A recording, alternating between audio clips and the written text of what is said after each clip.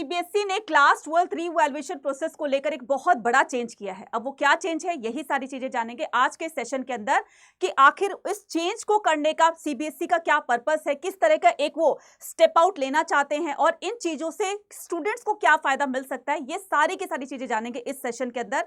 तो इन सभी चीजों को जानने के लिए सेशन को एंड तक देखना है, ठीक है। तो सबसे पहले हम क्या करते हैं, सीबीएसई क्लास 12 बोर्ड एग्जाम। अब यहां पर जो मैं आपको चीज दिखा रही हूं, देखो यहां से सारी चीजें क्लियर हो रही है कि केंद्रीय माध्यमिक शिक्षा बोर्ड यानी कि सीबीएसई ने ओएसएम यानी कि ऑन स्क्रीन मार्किंग सिस्टम के फेल होने के बाद क्लास 12 की रीवैल्यूएशन प्रक्रिया में बहुत बड़ा बदलाव किया है। यहां पर ऑफिसर्स ने बताया है शुक्रवार को कि सीबीएसई बोर्ड ने सुरक्षा चिंताओं के कारण, ठीक है, अब सुरक्षा चिंताओं के कारण यानी कि जो ओएसएम था, ऑन स्क्रीन मार्किंग सिस्टम का जो एक प्रोसेस चल रहा था, उसके फेल होने के चलते इस तरह का स्टेप आउट सीबीएसई के द्वारा लिया गया है कि सुरक्षा चिंताओं के कारण क्लास 12 की आंसर शीट की रीवैल्यूएशन के लिए कोएम्प्ट एडुटेक, अब यहां पर ये जो कोएम्प्ट एडुटेक है जिसमें आपकी आंसर्स बुक को स्कैन किया जाता था, उसको चेकिंग की जाती थी, तो ये उस तरह का ये प्रोसेस है, ठीक है।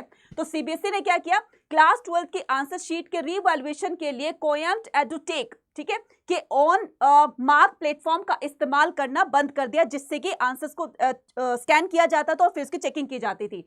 अब यहां पर स्टूडेंट और एग्जाम से जुड़ा पूरा का पूरा डाटा बोर्ड के सीधे कंट्रोल वाले इंफ्रास्ट्रक्चर पर ट्रांसफर कर दिया गया है, यानी कि पूरा का पूरा डाटा आपका आंसर्स बुक का या एग्जाम से रिलेटेड वो पूरा का पूरा ट्रांसफर कर दिया सीबीएसई के इंफ्रास्ट्रक्चर पर, ठीक है। अब यहां पर यानी अब क्लास 12 की कॉपियों को दोबारा जांच सीबीएसई के नियंत्रण वाले सर्वर पर ही होगी, डायरेक्ट उनका कंट्रोल होगा उस पर, ठीक है।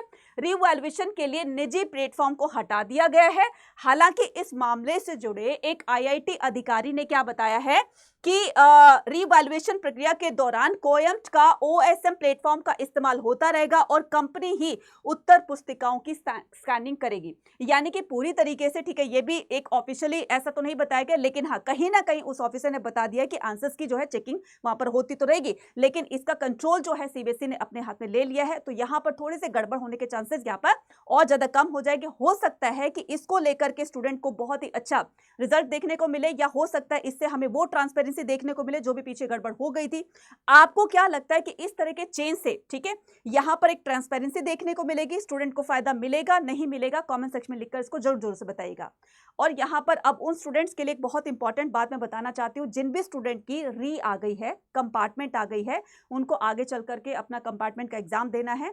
तो वो बच्चे जिनका एग्जाम 15 जुलाई को, अभी तक तो यही है कि 15 जुलाई को आपका कंपार्टमेंट का एग्जाम होगा, तो वो बच्चे निराश ना हो बिल्कुल भी, ठीक है। कंपार्टमेंट आने का मतलब ये नहीं होता कि आप फेलियर हो, कंपार्टमेंट का मतलब सीबीएसई बोर्ड ने आपको दोबारा चांस दिया है। तो जो भी गलतियां हो गई हैं हमसे या जो भी कमियां रह गई थी हमारे एग्जाम में अच्छा स्कोर करने के लिए, अब उन गलतियों को हमें इंप्रूव करना है।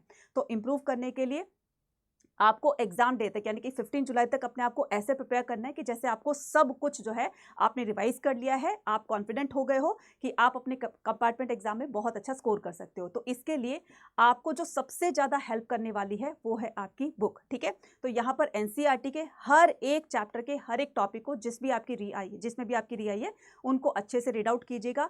एनसीईआरटी की लाइन बाय लाइन पढ़िएगा, और लाइन बाय लाइन पढ़ने का अगर टाइम नहीं है तो उन सभी इंपॉर्टेंट टॉपिक्स को पढ़िएगा जो कि आपके एग्जाम में पूछे गए थे, या बार बार जो आप पीवाईक्यू से आप थोड़ा सा आइडिया लोगे कि किस चैप्टर के किस टॉपिक से बार बार क्वेश्चन पूछे गए, तो वहां पर एक अच्छी सी प्रिपरेशन आप करके जा सकते हो और अपने कंपार्टमेंट एग्जाम को क्रैक कर सकते हो। तो इसके लिए आप क्या कर सकते हो, इसके लिए जो आपको सबसे हेल्पफुल होने वाली है वो है बुक, ठीक है। तो आपको ये बुक मात्र ₹1 में मिल रही है CUET अड्डा 24/7 के चैनल इस पे ऐप पर, ठीक है।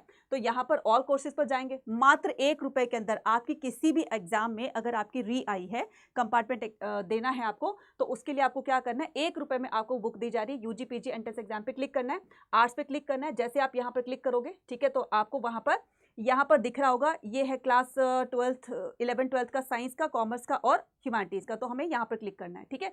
फिर हमें आर्ट्स पे क्लिक करना है। तो जैसे आप यहाँ पर ई बुक पे क्लिक करोगे तो वहां पर देखिए आपको सारी के सारी कंपार्टमेंट की बुक यहाँ पर मिल जाएगी। तो जिसमें भी आपकी कंपार्टमेंट आई है, इंग्लिश, ज्योग्राफी, पॉलिटिकल साइंस, ठीक है, या फिर आपका हिस्ट्री है, इकोनॉमिक्स है, फॉर एग्जाम्पल आपका इकोनॉमिक्स में आपकी जो है कंपार्टमेंट आई है, या हिस्ट्री में आई है, या पॉलिटिकल साइंस में आई है, जिसमें भी आई है, ठीक है। तो मैं यहाँ पर फॉर एग्जाम्पल मैंने पॉलिटिकल साइंस कर लिया। अब यहाँ पर जो आपको ₹100 दिख रहे थे वो ₹1 हो गया ना। तो बस आपको यहाँ पर जाकर के बाय नाउ करना है और 1 रुपए में वो आपको पूरी की पूरी बुक आपको मिल रही है, जो आपको कंपार्टमेंट एग्जाम को क्रैक करने में बहुत ज़्यादा हेल्प करेगी। सो फटाफट से जाइए, बुक को परचेज कीजिए, ठीक है। और ये बुक आपको ऐप पर मिलने वाली है, CUET अड्डा 24/7 चैनल पर, ठीक है।